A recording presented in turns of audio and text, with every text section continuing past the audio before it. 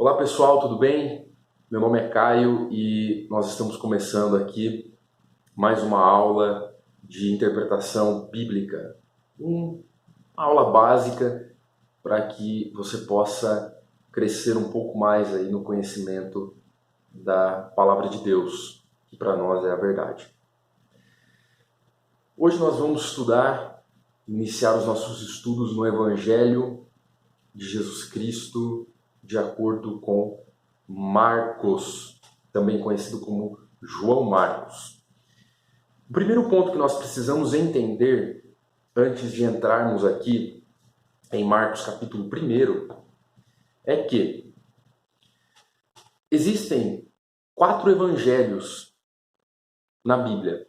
O evangelho de Marcos, o evangelho que é o que nós vamos estudar, o evangelho de Mateus, o evangelho de Lucas e o evangelho de João. Na ordem, Mateus, Marcos, Lucas e João. Esses 4 evangelhos, eles são assim agrupados e nomeados, ou seja, nós falamos evangelho porque eles retratam a biografia de Jesus. Evangelho significa boa notícia, ou melhor, boas notícias, boas novas.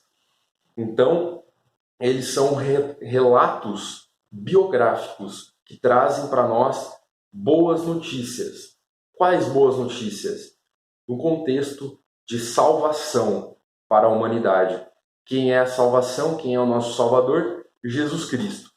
Então, os evangelhos, esses 4 evangelhos, eles vão trazer para nós um panorama geral da vida, mas principalmente a vida ministerial de Jesus. Então você vai perceber que os evangelhos eles trazem em sua maioria aspectos que desde o início do ministério de Jesus, quando ele é batizado no Rio Jordão por João Batista, posteriormente ele é levado por Deus para o deserto, onde ele é tentado, e depois ele retorna e começa o seu ministério na região norte de Israel, conhecida como Galileia. Então, nós vemos os evangelhos iniciando geralmente desse ponto e terminando lá na morte, ressurreição e ascensão de Jesus. A ascensão é o momento em que Jesus já estava ressurreto, já havia ressuscitado, e ele aparece então aos seus discípulos novamente e diz aquelas palavras que nós conhecemos como palavras evangelísticas missionárias, né? Ide por todo mundo, pregai o evangelho a toda criatura, né? Jesus então ele comissiona, ele dá uma direção, ele dá uma missão para os discípulos naquele momento, que é a missão de pregar o evangelho, né? Antes disso ele diz: é-me dado todo o poder no céu e na terra, né? Então Jesus ele diz aos discípulos, olha só, eu estou com poder, eu morri, ressuscitei, eu comprei vocês através do meu sacrifício, vocês agora são meus.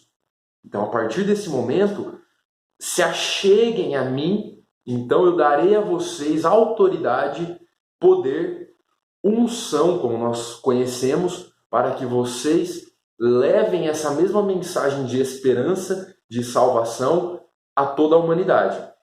Começando ali, dizendo para os discípulos, começando em Jerusalém, depois na região da Judéia, que é a região sul de Israel, região ali cuja capital é Jerusalém, e posteriormente Samaria, que é a região central do território de Israel, e os confins da terra. Então, se hoje nós estamos aqui no Brasil ouvindo a mensagem da cruz, ouvindo a palavra de Deus, é porque os discípulos lá atrás entenderam que a missão deles era levar o evangelho ao maior número possível de pessoas e cuidar da obra de Deus para que os princípios bíblicos fossem vividos e colocados aí como também ensinos a serem observados. Então, os evangelhos eles tratam resumidamente desses aspectos. Esse período ministerial de Jesus durou em torno de 3 anos e alguns meses, tá? Nós acreditamos, através de registros históricos. E alguns evangelhos vão trazer algumas informações a mais, complementares.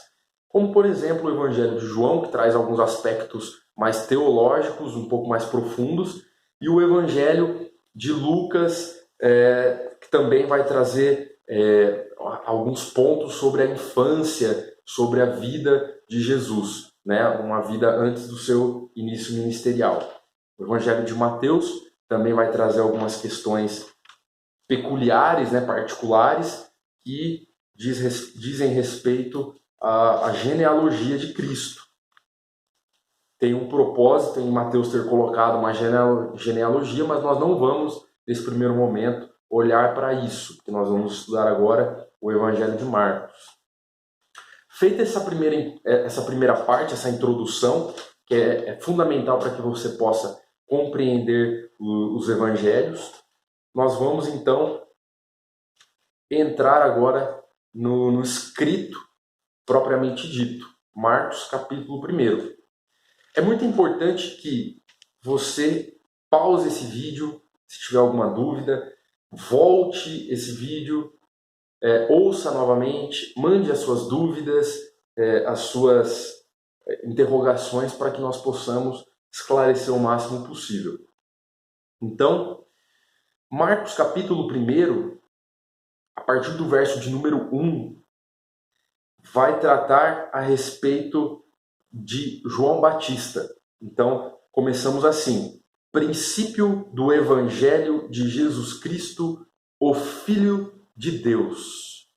Então aqui ele já deixa bem claro, Marcos, ele deixa bem claro que o que ele escreveu ao longo desses 16 capítulos se trata de uma biografia de um homem chamado Jesus Cristo. Cristo significa o ungido. Cristo é uma palavra grega que significa o ungido. Então, Jesus, o ungido, o Filho de Deus. Por que Marcos escreve Cristo? Jesus Cristo, Jesus o ungido. Jesus também é uma variação da palavra salvação. Por que ele escreve Cristo? Porque o Antigo Testamento, as profecias, os escritos anteriores de milhares de anos antes de Jesus vir à Terra, falavam sobre um representante, uma forma de Deus tirar o nosso pecado. Então Jesus ele é o ungido do Pai, o ungido de Deus para tirar o meu e o seu pecado. E aqui eu também explico um ponto muito importante. A salvação é para todos? Primeira pergunta que eu faço. Eu quero que você responda para interagir comigo. A salvação é para todos? Sim, a salvação é para todos. Cristo veio e morreu para todos. Porém, poucos compreendem essa verdade. E não é tão simples assim. Como eu consigo a salvação? Só dizendo que eu sou cristão? Não. Eu consigo a salvação mediante a minha entrega verdadeira e diária a Deus. Eu preciso colocar Deus, Jesus Cristo, a Bíblia em todos os momentos da minha vida. Eu preciso confessar aquilo que se chama pecado, porque o pecado ele causa ruptura do relacionamento de Deus para com os homens. Então, se o pecado me distancia de Deus, eu preciso então da ajuda dele para que eu possa me aproximar novamente. Então eu preciso confessar o meu pecado, mas antes disso eu também preciso entender o que é pecado. Então eu preciso da Bíblia para me dizer o que é pecado e como eu confesso esse pecado. Então Cristo ele veio para que toda a humanidade pudesse ter esperança de uma vida eterna e também esperança de uma restauração enquanto seres humanos aqui na Terra. Porém, nem todos entendem isso e nem todos estão dispostos a viver dessa maneira. Existem pessoas que ouvem essa palavra, ouvem essa verdade, mas preferem simplesmente negligenciá-la e viver conforme os seus padrões, o seu conceito de certo e errado. Então essas pessoas, elas vivem querendo o Salvador, mas não querendo o Senhor. O Senhor é aquele que direciona, o Senhor é aquele que nós temos que prestar contas. E Jesus ele deve ser também e necessariamente o nosso Senhor. Então, Jesus ele conta uma parábola que nos traz essa revelação. Parábola de que um certo homem saiu para semear e, ao jogar a sua semente, algumas sementes caíram em uma terra fértil, porém outras sementes caíram no meio dos espinhos, no meio das pedras e à beira do caminho. Aquelas que caíram à beira do caminho não deu tempo nem sequer de ser absorvida pela terra. Logo veio uma ave na representação de Satanás e removeu essa palavra, essa semente de dentro do coração da pessoa. A que caiu em meio aos espinhos e pedras representa aquelas pessoas que ouviram a mensagem, ouviram a palavra, porém as aflições, as angústias, os medos, os receios desta vida, as preocupações com essa vida, tiraram a palavra de Deus do coração. Percebe então que nós temos dois adversários. Nós temos o nosso adversário chamado de Satanás e nós temos muitas vezes os nossos pensamentos negativos como sendo os nossos adversários.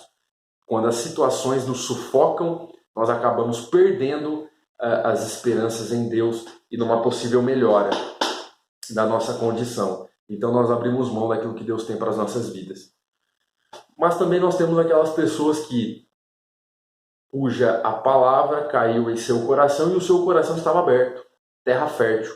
Então essa semente ela absorveu a terra, ela absorveu a semente, germinou, cresceu e deu fruto. E os frutos eles são observáveis, porque o nosso caráter ele muda, porque a nossa forma de se posicionar diante da sociedade muda, o nosso conceito de certo e errado muda. O que é certo agora para mim não é mais o que eu acho, mas aquilo que a Bíblia diz, né?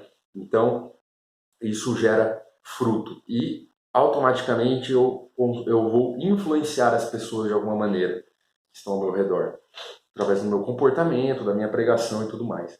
Então, essa é a mensagem central dos evangelhos, trazer essa revelação que eu acabei de resumir a vocês.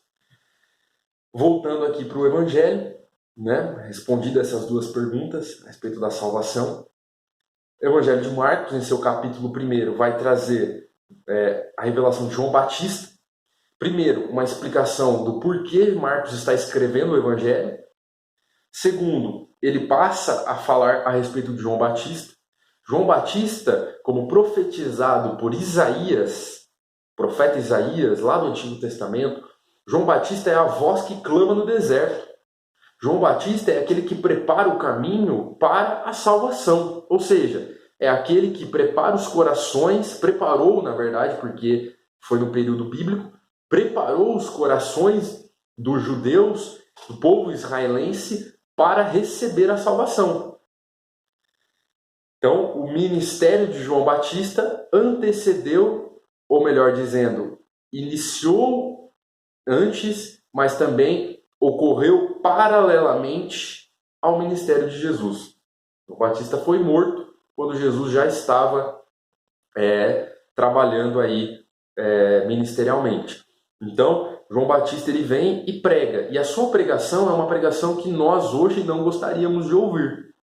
A pregação de João Batista é: arrependei-vos. Se arrependam dos seus pecados. Essa é a pregação de João Batista. Então, eu não quero me estender, não quero que esse vídeo ele se estenda muito, mas ele, logicamente, por ser um vídeo de estudo, ele vai ficar um pouco maior, mas eu preciso desse tempo, e você também, para nós podermos entender melhor o contexto bíblico. Mas João Batista, então, ele começa com essa pregação de arrependimento, preparando as pessoas para ouvir a respeito do reino de Deus através de Jesus e prepará-los para a salvação através de Cristo. Continua aqui Marcos capítulo 1, verso 1 em diante, a respeito de João Batista. No verso 9 ao verso 11, nós encontramos o batismo de Jesus. No verso 12 e 13, a tentação de Jesus. Depois, a partir do verso de número 14, Jesus ele começa a convocar os discípulos. Posteriormente, verso 21, Jesus ensina. Nós temos aqui um registro de um episódio em que Jesus ele está ensinando na sinagoga. A sinagoga seria a nossa igreja para o cristão. É o local onde os judeus se reúnem. E nesse período aqui já existia. Inclusive, Marcos ele registra aqui, do verso 21 ao 28, essa pregação de Jesus, mas também ele registra uma possessão demoníaca. Um homem que estava possesso de um espírito maligno, de um demônio. Quando a Bíblia ela traz espírito maligno, ela não está falando aqui de espiritismo. Ela está falando de um ser espiritual, que nós entendemos com o estudo do contexto bíblico, que é muito importante, como sendo um demônio. Então, Jesus ele traz essa expulsão, ele expulsa esse demônio e Marcos registra isso.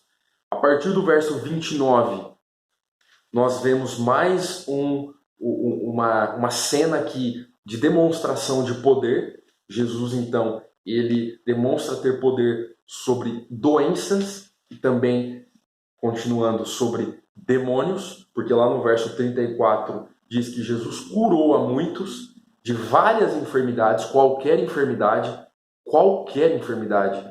E isso nos chama a atenção para mantermos a nossa fé nele, porque Jesus ele tem o poder dentro da Bíblia de curar qualquer enfermidade, bem como expulsou diversos demônios. Também tem poder para libertar qualquer pessoa de qualquer cativeiro.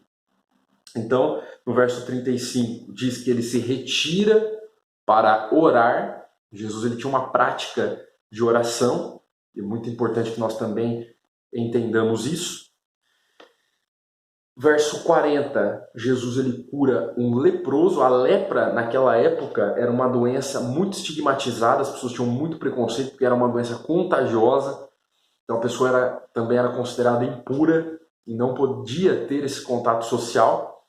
E Jesus cura o leproso, quebrando esse estigma social, esse padrão social. E nós terminamos então de uma forma bem ampla aqui, panorâmica, o contexto do capítulo 1 de Marcos. Espero que tenha te ajudado, te norteado aí nessa leitura bíblica, e faça essa leitura de Marcos capítulo 1, veja esse vídeo, ouça esse vídeo. É muito importante que você pause, que você, ao ter dúvidas, entre em contato comigo. Estou à disposição para esclarecer, inclusive outras referências bíblicas, que corroborem, melhor dizendo, para tudo isso que eu estou falando. A nossa fé está pautada na Bíblia, e na Bíblia nós devemos mergulhar. Então, espero que você faça bom proveito desses ensinamentos. Deus o abençoe em nome de Jesus. Grande abraço e até a próxima.